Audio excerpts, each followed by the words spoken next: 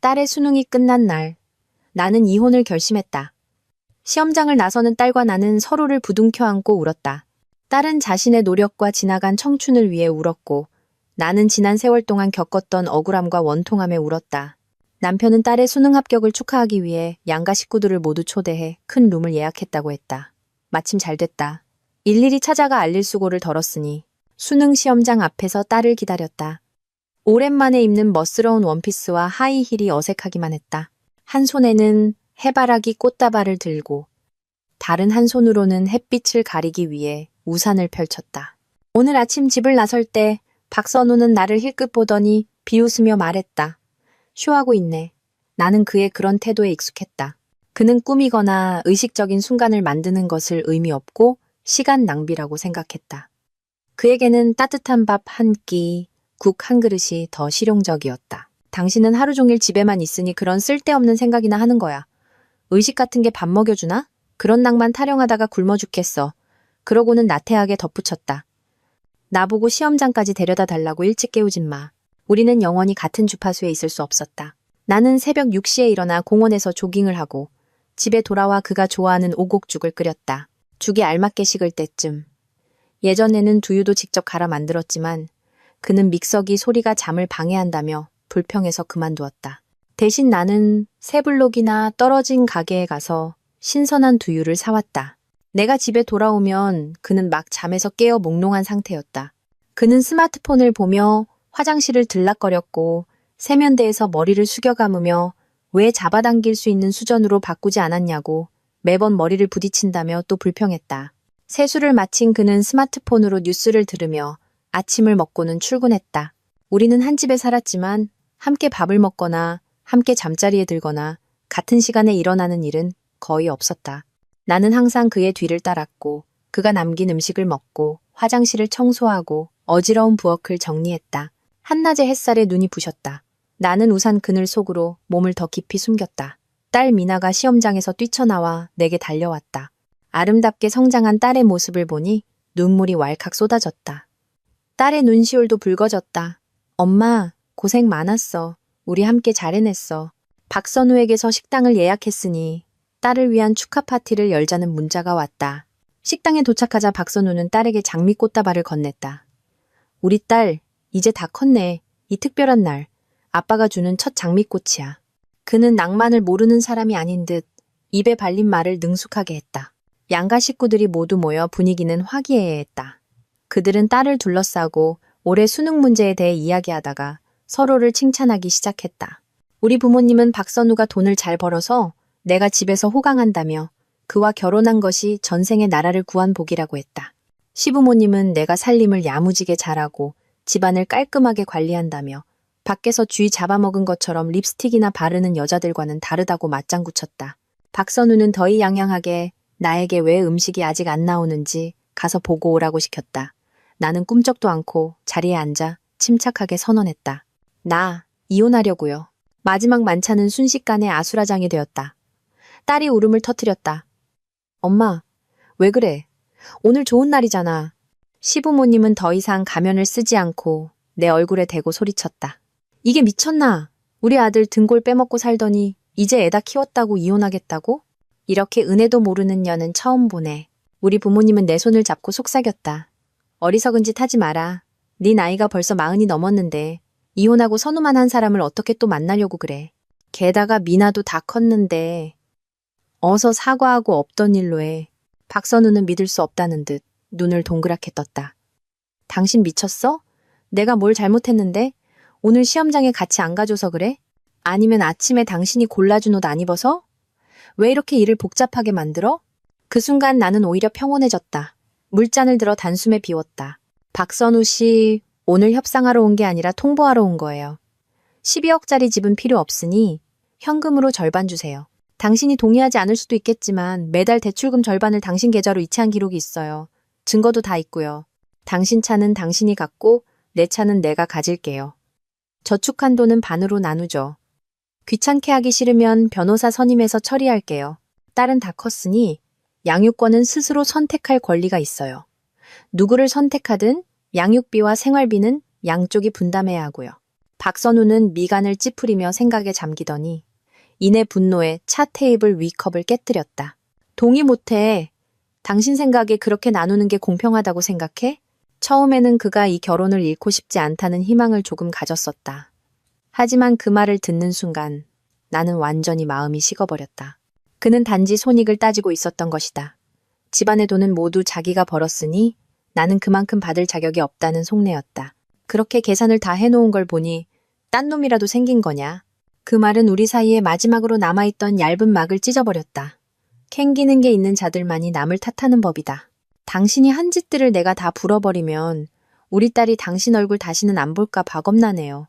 집에 돌아온 박선우는 한마디도 하지 않고 샤워를 한 뒤 모든 것을 피하려는 듯 서재방으로 숨어버렸다.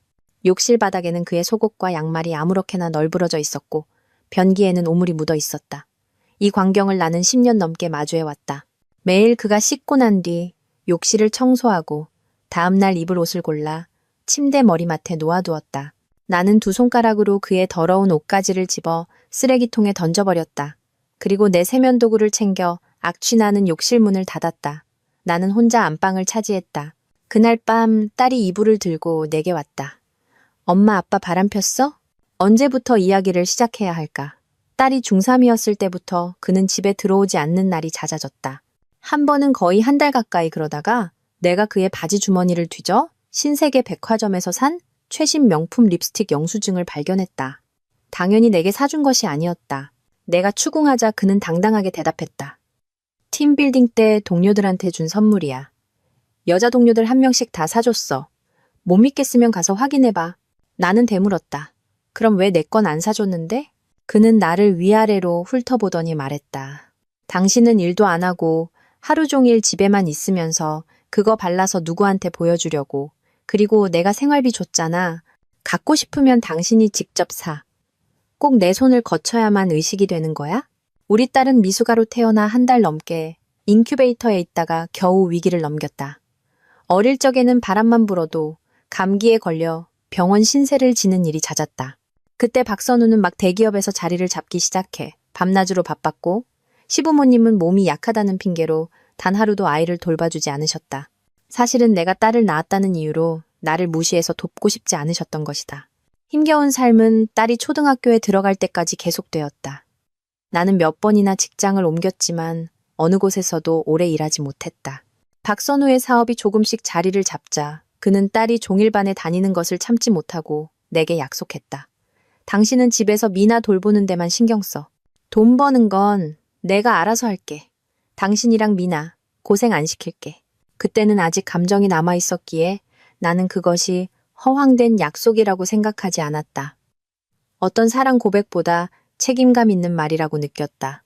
그래서 나는 망설임 없이 가정의 모든 것을 쏟아부었다. 그의 외도를 발견했을 때 나는 절망했고 그와 맞서 싸우기로 결심했다. 하지만 그때 딸의 담임 선생님에게 문제가 있다는 사실을 알게 되었다. 사생활이 문란했을 뿐만 아니라 학생들을 상습적으로 폭행했다. 다른 학부모들은 사랑에 매라며 고3을 앞둔 아이들을 위해 선생님이 걱정되어 엄하게 대하는 것은 당연하다고 생각했다. 시험 점수가 낮으면 손바닥을 맞는 일은 흔했다. 딸이 학교에 가기 싫다고 말하기 전까지 나는 문제의 심각성을 깨닫지 못했다.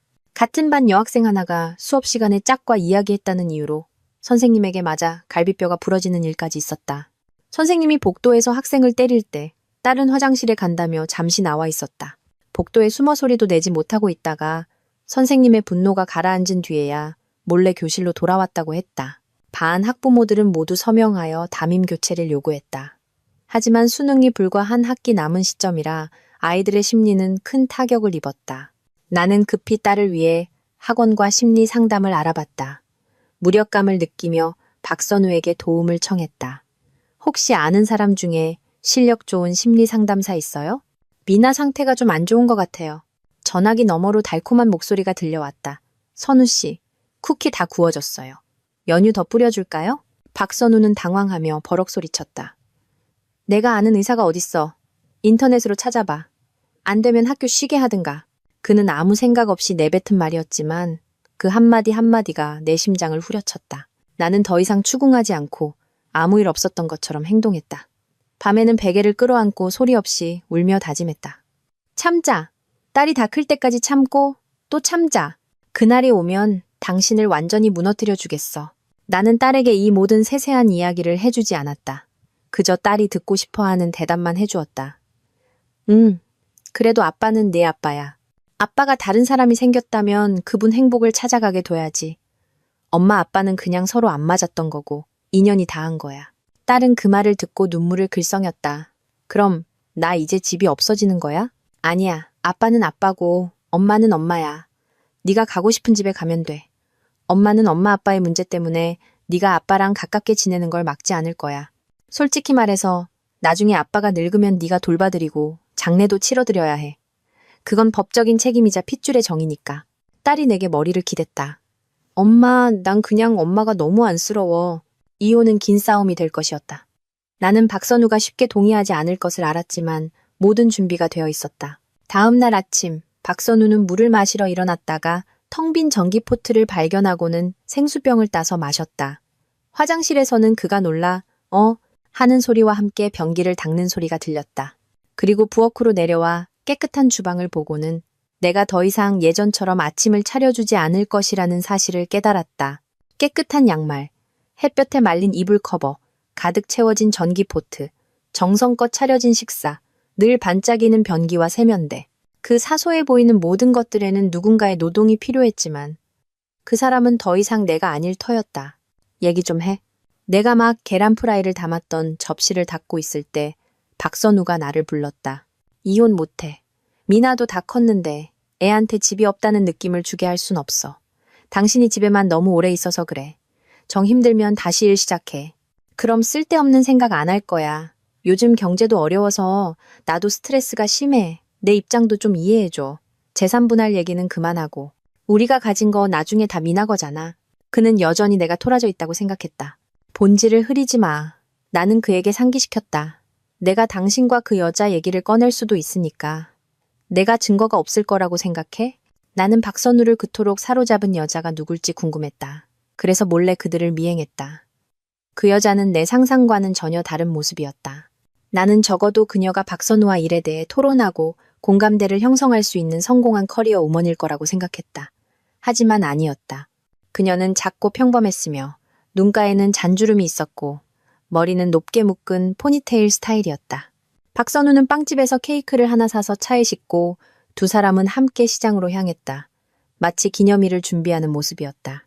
나는 차창 너머로 케이크 위에 쓰인 글씨를 보았고 심장이 철렁 내려앉았다. 100일 기념 축하해. 그들은 100일을 그렇게 성대하게 기념하는데 우리의 기념일이나 생일, 밸런타인데이는 어땠는가? 그가 일로 바쁘거나 출장을 갔던 날들이거나 내가 반나절을 꼬박 준비해 차린 밥상 앞에서 그가 돌아와 앉아 이 음식은 짜고 저 음식은 싱겁다고 불평하던 날들이었다. 나도 이 시장에 자주 왔지만 항상 혼자였다. 그는 단 한 번도 나와 함께 장을 본 적이 없었다. 그는 미꾸라지를 좋아했는데 이 시장이 마트보다 쌌지만 손질 서비스는 없었다. 한 번은 미꾸라지를 담은 봉지가 제대로 묶이지 않아 차 안에 진액이 흘렀고 그는 불같이 화를 냈다. 절약? 마트 가서 손질된 거 사면 되잖아. 세차 비용이 얼마인 줄 알아? 몇 푼 아끼려다. 이게 무슨 꼴이야? 돈은 벌라고 있는 거지 아끼라고 있는 게 아니야. 당신 진짜 머리에 문제 있는 거 아니야? 몇 푼 아끼자고 계산하는 거 진짜 골치 아프다. 돌아오는 길에 그는 길가의 대형 스크린을 가리키며 흥분해서 말했다. 저기 봐. 저게 우리 회사 아이디어야.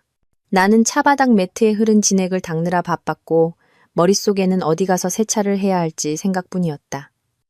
내가 고개를 들었을 때 화면은 이미 바뀌어 있었다. 내가 무슨 아이디어? 라고 묻자 그는 됐어. 당신은 어차피 이해 못해. 당신은 미꾸라지나 잡을 줄 알지. 라고 대답했다. 그때는 아직 깨닫지 못했다. 그의 모든 말에는 나에 대한 경멸이 담겨 있었고 그의 눈에 나는 아무 가치 없는 존재라는 것을 끊임없이 상기시키고 있었다. 나는 그들이 마늘을 사고 소고기를 사고 토마토를 사고 마지막으로 수산물 코너에 들러 미꾸라지를 사는 것을 지켜보았다. 그들은 상인과 웃으며 이야기하고 즐겁게 흥정했다. 똑같은 광경인데 그들이 서 있으면 그것은 가정생활의 즐거움이었고 내가 있으면 그저 한 푼 두 푼 따지는 시장 아줌마일 뿐이었다. 내 예상대로 박선우는 분노했다. 지금 나 협박하는 거야? 증거 있으면 어쩔 건데. 그는 참지 못하고 손을 들었다. 나는 날아올지도 모를 따귀를 정면으로 마주했다. 가정폭력 죄 하나 더 추가하는 거. 난 상관없어. 때려봐. 한 대 1억씩 더 받을 테니. 그는 소파에 주저앉아 멍하니 있었다. 우리가 꼭 여기까지 와야 했어? 나는 그의 얼굴이 시시각각 변하고 눈빛이 어둡고 예측 불가능하게 흔들리는 것을 보며 내가 어떻게 이렇게 대담한 일을 할 수 있었는지 스스로에게 물었다. 그가 외도한 사실을 발견했을 때의 그 절망감은 여전히 생생했다. 그가 망설이는 동안 나는 불에 기름을 붓는 것을 주저하지 않았다. 이혼에 동의하지 않아도 괜찮아. 하지만 내가 알기로 그 여자아이도 곧 수능 본다며? 내가 이 증거들 전부 그 남편한테 보내줄 수 있어. 어차피 우리 딸은 이미 시험 끝났으니까. 며칠 동안 박선우는 집에 들어오지 않았다. 아마도 애인과 대책을 논의하고 있었을 것이다. 3일 후 그는 이혼에 동의하지만 집은 반으로 나눌 수 없고 대신 현금 4억 원을 주겠다는 문자를 보내왔다. 내가 동의하면 바로 절차를 밟을 수 있다고 했다. 나는 망설임 없이 즉시 동의했다. 그의 외도를 발견한 후 나는 조용히 재산을 옮기기 시작했다. 박선우는 항상 돈은 버는 것이지 모으는 것이 아니라고 말했다. 그래서 그가 자신이 돈을 많이 번다고 자랑하는 동안 나는 내가 수년간 모은 돈을 펀드에 투자하고 합법적으로 딸의 명의로 옮겨놓았다는 사실을 그는 몰랐다. 나는 나를 위해 큰 금액의 연금보험도 들어두었다. 가족 공동 계좌에 남은 돈은 내가 이미 사용한 것들이었다. 내가 재산의 절반을 요구한 것은 깨진 유리창 이론과 같은 심리적 전략이었을 뿐이다. 나는 그가 동의하지 않을 것을 알았기에 그에게 퇴로를 열어준 것이다. 박선우는 내연녀의 아들 수능 전에 내가 이를 터뜨릴까봐 나보다 더 초조해했다. 한 달간의 숙려 기간을 거쳐 우리는 구청에서 이혼 서류를 받았다. 구청을 나서자 그는 어딘가 허탈해 보였고 전혀 기뻐하는 기색이 없었다. 문득 슬퍼졌다. 예전의 감정이 결국 서로를 쳐다보기만 해도 지긋지긋해지는 지경에 이를 수 있다는 것이. 그의 얼굴은 여전히 예전처럼 잘생겼지만 이제는 겪어온 세월만큼 지치고 초라한 기색이 더해져 있었다. 갑자기 그가 이별 식사를 하자고 제안했다. 새로 생긴 퓨전 레스토랑이 있는데 음식이 꽤 맛있대. 당신 입맛에 맞을 거야. 우리도 20년이나 함께 했는데 좋게 헤어져야지. 나는 고개를 저었다. 그냥 이혼일 뿐인데 그렇게 거창한 의식은 필요 없어요. 백미러를 통해 그가 오랫동안 그 자리에 서 있는 것을 보았다. 그가 그렇게 당황하는 모습은 좀처럼 보기 드물었다. 그 후 며칠 동안 나는 딸의 대학 입학 준비, 서류 이전 등으로 바빴고 심지어 요가 수업까지 등록했다. 슬퍼할 시간조차 없었다. 오랜만에 낮잠을 푹 잤다. 일어나니 벌써 해가 뉘엿뉘엿 지고 있었다. 하늘의 노을을 바라보며 컴퓨터를 켰다. 그 자료들은 오랫동안 내 컴퓨터에 저장되어 있었다. 차마 자세히 볼 용기가 없었다. 그날 서재에 들어갔다가 박선우가 컴퓨터에 카카오톡 로그인을 해둔 것을 발견했다. 나는 그가 고혜리에게 보낸 메시지들을 보았다. 그가 발견할까봐 급히 휴대폰으로 동영상을 찍어두었다. 이제 나는 제3자처럼 그 메시지들을 열어볼 수 있었다. 박선우? 오늘 밤 너희 집 가서 저녁 먹을게. 네가 끓여준 소고기라면도 생각나고 너도 생각나고. 고혜리, 좋아. 오늘 자고 갈 거야? 박선우, 응. 집에 가기 싫어. 너무 피곤해. 아내는 갱년기인가 싶어. 왜 그렇게 사소한 일에 집착하는지 모르겠어. 자기 전에 양치 안 했다고 잔소리. 고기 씻는 대야랑 과일 씻는 대야 따로 쓰라고 잔소리. 돈 버는 것도 힘든데 집에 오면 잔소리만 들으니 미치겠어. 어제는 베란다 등이 고장나서 고쳐준다고 했는데 잠깐 스마트폰 보는 사이에 불같이 화를 내더라. 고혜리, 진정해. 이리 와. 내가 머리 쓰다듬어 줄게. 그때 일이 선명하게 기억난다. 베란다 등은 오래전에 고장나 있었다. 전구만 가는 거라면 내가 했을 텐데 천장에 매립된 등이라 어떻게 뜯어야 할지 몰랐다. 나는 그에게 여러 번 말했지만 그는 알았다고만 했다. 그날 밤 내가 빨래를 널고 있는데 빨랫대가 갑자기 부러져 옷가지와 함께 내 위로 쏟아졌다. 나는 박선우를 불렀다. 여보, 와서 좀 도와줘요. 그는 스마트폰을 보며 낄낄거리고 있었다. 나는 어두운 베란다, 바닥에 앉아 한참을 참다가 결국 참지 못하고 뛰쳐나가 소리쳤다. 당신은 제대로 하는 게 하나도 없어. 맨날 그놈의 스마트폰만 붙들고 웃고 스마트폰에 귀신이라도 붙었어? 베란다 등 고쳐달라고 몇 번을 말했는데 들은 척도 안 하고 박선우는 높은 곳에서 나를 내려다보며 말했다. 당신 잔소리하는 모습 진짜 마녀 같아. 별것도 아닌 일 가지고 며칠을 떠들어대니 지겨워 죽겠네. 나 바쁜 거 안 보여? 당신이 그럴수록 더 고쳐주기 싫어. 그냥 고장 난 채로 둬. 어차피 난 베란다 쓸 일도 없으니까. 깨알 같은 사소한 일들이었지만 그 깨알들이 모여 사람을 미치게 만들기에 충분했다. 두 사람의 메시지는 뒤로 갈수록 점점 더 노골적이었다. 고혜리, 집에 가서 아내랑 잠자리 갖지 마. 질투나. 박선우, 걱정 마. 아내랑은 부부 생활 안 한 지 오래됐어. 지금은 완전 수도승 같아서 나도 아무 흥미 없어. 딸이 어렸을 때 밤에 그가 잠자리를 원할 때가 있었다. 나는 아이가 아직 푹 잠들지 않았으니 방해하지 말라고 했다. 아이가 깊이 잠들었을 때 그는 이미 잠들어 있었다. 나중에는 그의 일 때문에 따로 자기 시작했다. 내가 집안일을 마치고 침대에 누우면 그가 카톡으로 메시지를 보냈다. 이리 와. 기다리고 있어. 나는 이불을 끌고 그의 방으로 가 의무처럼 관계를 맺고 다시 이불을 들고 내 방으로 돌아왔다. 마치 황제의 은총을 입은 궁녀가 된 기분이었다. 나도 그와 한 방, 한 침대에서 자고 싶었던 적이 있었다. 하지만 그는 내가 에어컨 온도를 너무 높게 설정한다고 불평했고 나는 그의 코 고는 소리를 견딜 수 없었다. 점점 나는 그 일에 흥미를 잃었고 그렇게 하루하루 우리는 멀어졌다. 한동안 생리가 불규칙했다. 열흘에서 보름 동안 계속되기도 하고 2달 동안 없기도 했다. 나는 박선우에게 병원에 가보고 싶다고 같이 가달라고 했다. 하지만 그는 바쁘다며 시간이 없다고 다른 사람과 같이 가라고 했다. 정말 나 혼자 병원에 갈 수 없었을까? 사실 그건 아니었다. 나는 그저 두려웠고 혼자라는 느낌이 들었다. 그것은 누군가와 함께 간다고 해서 해결될 문제가 아니었다. 검사 결과 큰 문제는 없었고 단지 호르몬 불균형이었다. 의사는 스트레스 받지 말라고, 여자는 스트레스를 받으면 유방에서부터 자궁까지 병이 생긴다고 당부했다. 박선우는 이 사실을 알고는 미간을 찌푸리며 말했다. 어쩐지 당신이 냉담하더라. 병 있으면 치료해야지. 그 후로 그는 내 몸을 돌봐야 한다는 핑계로 다시는 내게 다가오지 않았다. 나도 편안해서 좋았다. 알고 보니 그는 밖에서 배불리 먹고 왔으니 집에서는 입맛이 없었던 것이다. 그들은 메시지 속에서 서로를 유혹했고 심지어 침대 위에서의 세세한 부분까지 회상하며 간 만난 연인처럼 굴었다. 잠시만 떨어져 있어도 세상이 무너질 것처럼 굴었다. 나는 모든 메시지와 찍어둔 사진들을 고혜리의 남편에게 보냈다. 대학 입학일이 다가올 무렵 박선우가 전화해서 딸을 학교에 데려다 주겠다고 했다. 나도 가고 싶다고 하니 그는 내 얼굴을 보고 싶지 않다고 했다. 나는 그저 그를 화나게 하고 싶었을 뿐이다. 몇 시간에 걸친 운전 동안 그는 장염 때문에 여러 번 차를 세우고 화장실에 갔다. 그는 차 안을 한참 뒤졌지만 약을 찾지 못했다. 그리고는 멋쩍게 웃으며 말했다. 이따가 고속도로 나가서 약 사야겠네. 나는 궁금했다. 고혜리는 이런 것들을 미리 챙겨주지 않았을까? 생각해보니 그럴 만도 했다. 고혜리는 지금 자기 몸 하나 건사하기도 힘든 상황이었다. 이혼 소송에 휘말려 있는데 그의 식사와 생활까지 신경 쓸 여유가 어디 있겠는가. 고혜리의 남편은 내게서 소식을 받자마자 먼 곳에서 바로 돌아와 고혜리를 친정으로 끌고 가 장인 장모에게 해명을 요구했다. 고혜리의 부모님은 연세가 많으셨는데 딸의 외도 사실을 알고는 얼굴을 들지 못하고 떨며 말했다.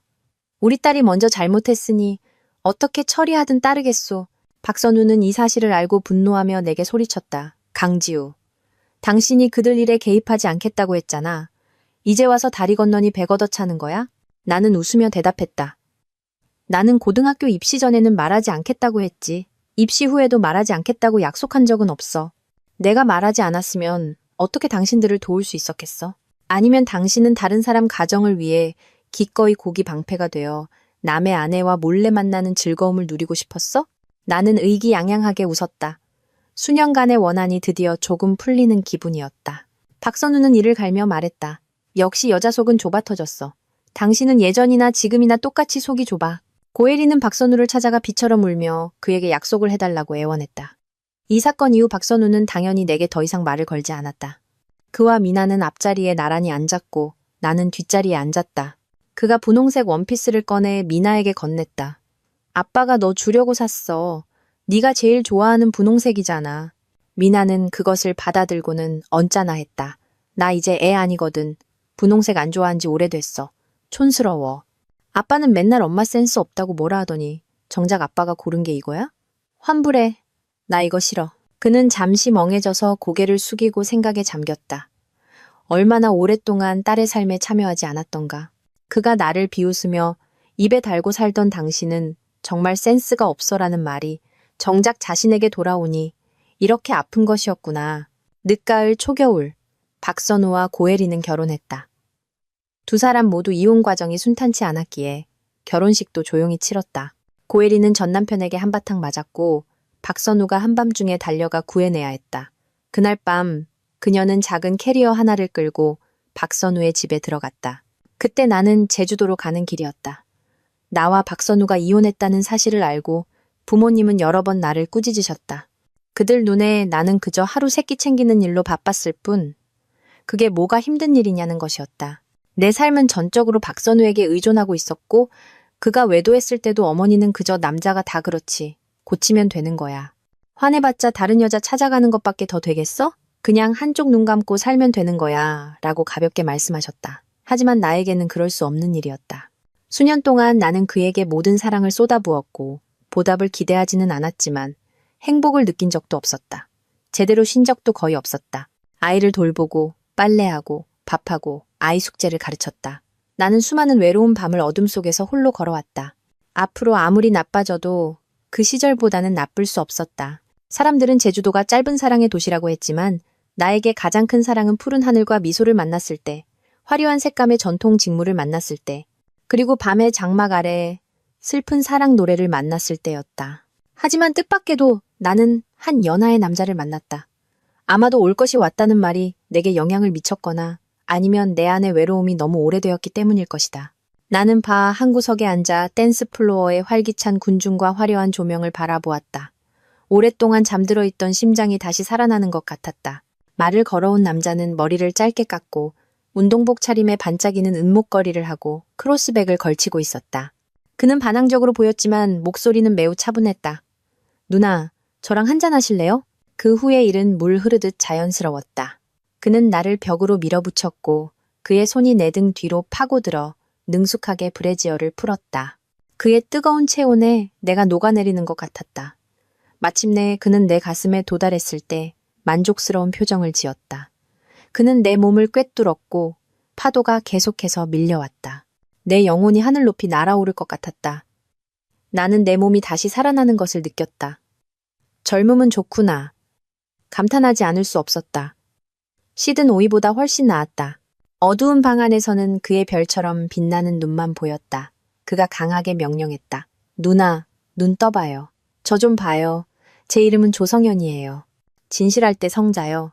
나는 가볍게 신음했다. 기억할게. 오랜만에 푹 자고 일어나니 조성현은 내 곁에 없었다. 나는 그가 떠난 줄 알았지만 아침을 사러 잠시 나갔던 것이었다. 내가 상상했던 어색함은 전혀 없었고 오히려 말로 표현할 수 없는 편안함이 있었다. 마치 우리 사이에 오랜 친구 같은 교감이 있는 것 같았다. 그때 절친 이만나에게서 카톡 메시지가 왔다. 야, 큰 프로젝트 하나 있어. 예전에 너 집에만 틀어박혀 있을 때 몇 번이나 불렀는데 시간 없다고 빼더니 이번에는 도망가지 마. 나는 문득 집을 떠나온 지 꽤 오래되었다는 것을 깨닫고 그녀에게 조성현과 찍은 사진을 한 장 보냈다. 세상만사 연애가 최고. 안나는 웃으며 내 방해는 하지 않겠다며 드디어 마음을 열었다고 농담을 했다. 그녀는 연애에서 오는 도파민이야말로 어떤 정신적인 약보다 좋은 치료제라고 말했다. 아마도 그녀의 말이 내 마음에 와닿았거나 아니면 어떤 이름 모를 감정이 나를 이끌어 조성현과의 관계를 계속해보고 싶다는 생각이 들게 했다. 사실 예전에도 건강검진을 받고 위내시경을 할 때 흔들린 적이 있었다. 간호사는 보호자 서명을 받아오라고 했지만 나는 혼자 할 수 있다고 했다. 젊은 간호사는 나를 한참 보더니 말했다.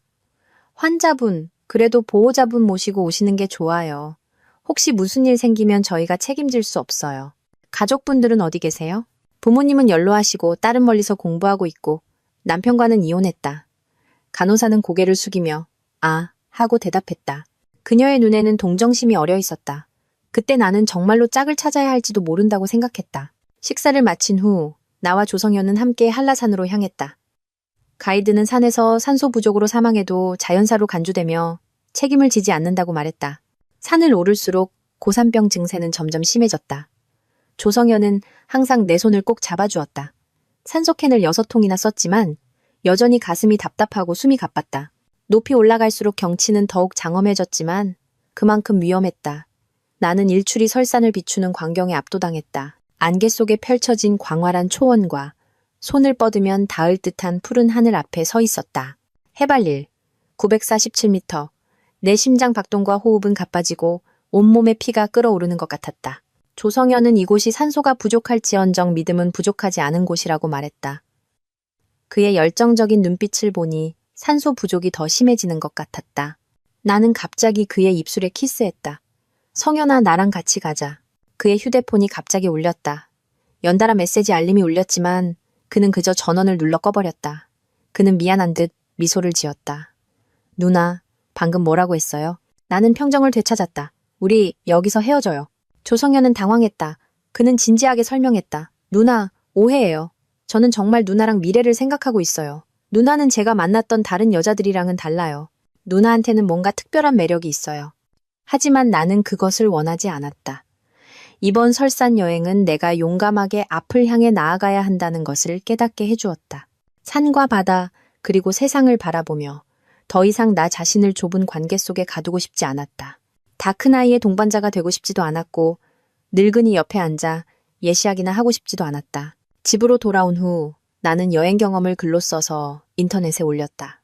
많은 네티즌들이 나를 인생을 깨달은 여성이라고 칭찬했다. 동시에 나는 안나가 말한 큰 프로젝트에 대해 알게 되었다. 그녀는 평생을 패션 사업에 바쳤다. 예전에는 동대문 시장에서 큰 손으로 통하며 상당한 재산을 모았다. 재산이 일정 수준에 이르자 그녀의 야망도 커졌다. 그녀는 자신만의 작은 패션 브랜드를 만들고 싶어 했다. 나는 겁이 나서 지갑을 꽉 쥐었다. 이 분야는 나 완전 초보인데 나 등쳐먹으려는 거 아니지? 쪼잔하긴. 내가 네 그 쥐꼬리만 한 미천에 눈독 들일 것 같아? 온라인 비즈니스를 시작할 건데 네가 모델이 되어줬으면 해. 내 이야기를 공유하면서 가정에 갇혀 힘들어하는 중년 여성들에게 진흙탕에서 벗어날 용기를 주는 거야. 너 손해보게 안 해. 공장 지분 30% 주고 라이브 커머스 매출에서 수수료도 줄게. 내가 필요한 건 카메라 앞에서의 너의 진솔함이야. 이건 내 개인적인 부탁이기도 해. 그녀가 그렇게까지 말하는데 내가 조금이라도 성의를 보이지 않으면 안 될 것 같았다. 내 전 재산 4억 원. 너한텐 필요 없겠지만 내 성이야. 나는 눈시울이 붉어졌다. 그녀의 눈도 빨개졌다. 브랜드 이름은 뭘로 할까? 나는 한참을 고민하다. 머리가 어지러울 지경이었다. 잠시 생각하다 말했다. 그냥 진정한 나 어때? 그렇게 우리는 공장을 찾고 디자이너를 만나고 샘플을 검토하고 원단과 색상을 고르는 등 분주하게 준비를 시작했다. 나와 안나는 공장에 틀어박혀 끊임없이 옷을 입어보고 작은 디테일 하나하나를 수정했다. 우리는 동대문 시장을 수없이 드나들며 가게 하나하나를 둘러보고 트렌드를 연구했다. 서울의 여름은 덥고 습했다. 밥 한 끼 먹는 동안 온몸이 물에 빠졌다 나온 것처럼 흠뻑 젖었다. 안나는 이곳 기후를 견디지 못해 몰라보게 말랐다. 나도 별반 다르지 않았다. 집을 나설 때 단정했던 앞머리는 잠시 후 이마에 찰싹 달라붙는 가닥으로 변해 있었다. 하지만 우리는 서로를 보며 웃기만 했다. 두 사람의 눈에는 여름의 혹독한 더위를 뛰어넘는 불꽃이 타오르고 있었다. 바쁜 와중에 박선우에게서 몇 번 전화가 왔지만 주변 소음 때문에 받지 못했다. 다시 걸지도 않았다. 어차피 생사가 걸린 중요한 일도 아니었으니까. 돌아와서 박선우에 대한 소식을 심심치 않게 들었다. 그와 고혜리는 생각만큼 행복하지 않은 것 같았다. 중년 부부의 낭만은 현실에 마모되고 사랑에 쏟을 힘이 얼마나 남아있겠는가. 고혜리는 초혼이 아니었기에 가정을 꾸리는 것이 얼마나 힘든지 잘 알고 있었다. 하지만 그녀는 나보다 훨씬 태연했다. 어느 날 박선우가 현관에서 신발을 갈아 신으려 신발장을 열자 꽉 찬 신발들이 우르르 쏟아져 나왔다. 그는 화를 내며 소리쳤다. 고혜리! 이 신발장 좀 정리할 수 없어?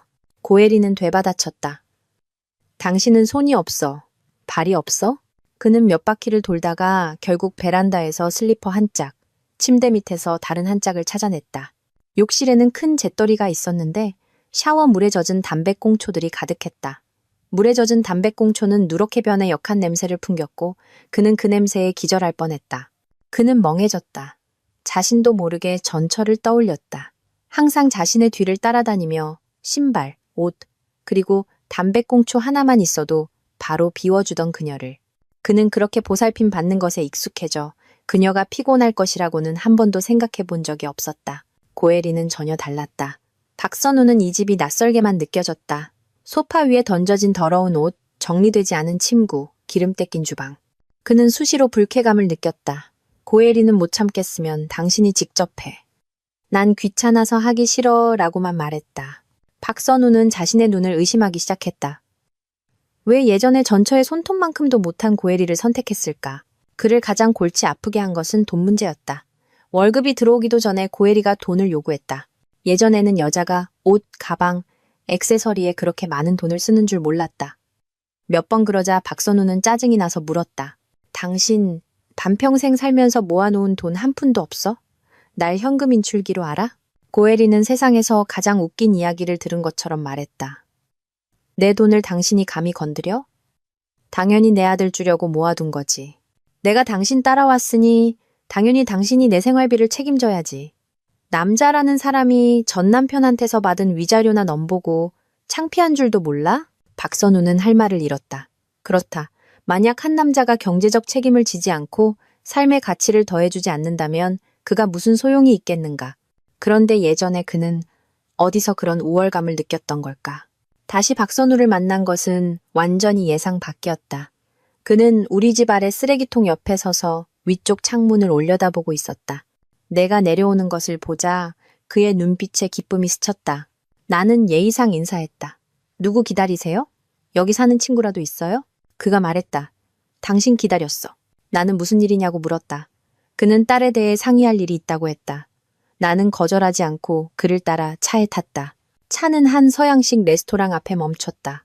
레스토랑 안은 촛불이 은은하게 빛나고 피아노 선율이 감미롭게 흘렀다. 모든 공기 중에 낭만이 가득했다. 박선우는 나를 자리로 안내하며 환하게 웃으며 소개했다.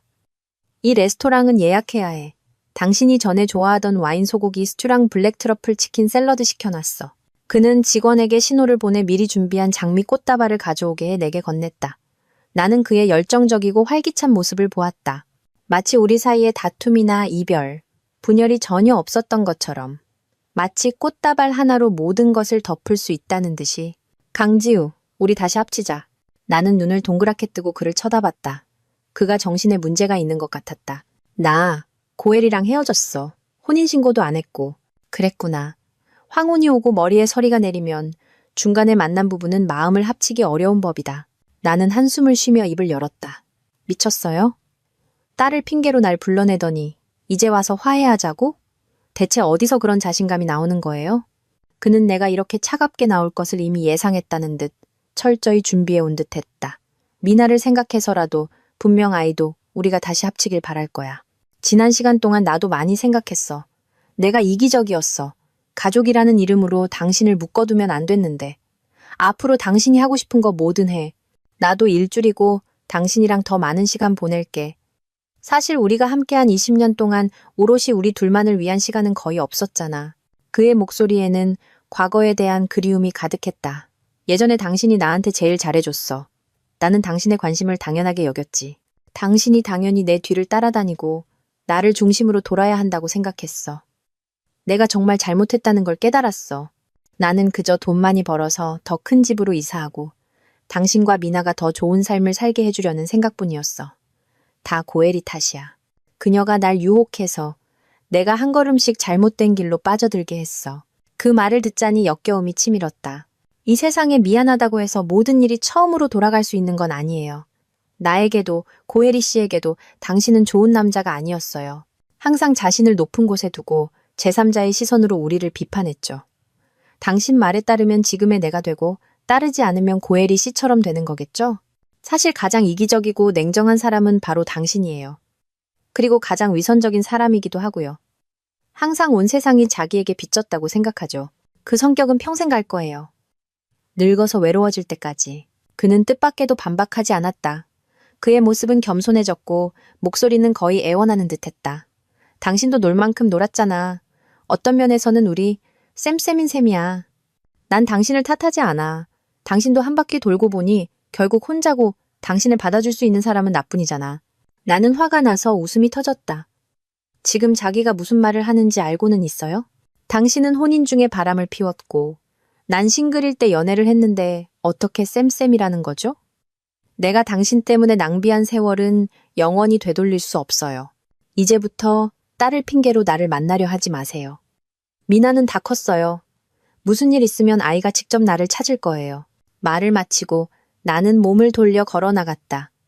유리창 너머로 박선우가 테이블에 머리를 밟고 흐느끼는 듯한 모습이 보였다. 개업 당일, 옷은 아직 진열되지 않았지만 라이브 방송은 이미 같은 공감대를 가진 많은 여성들의 관심을 끌었다.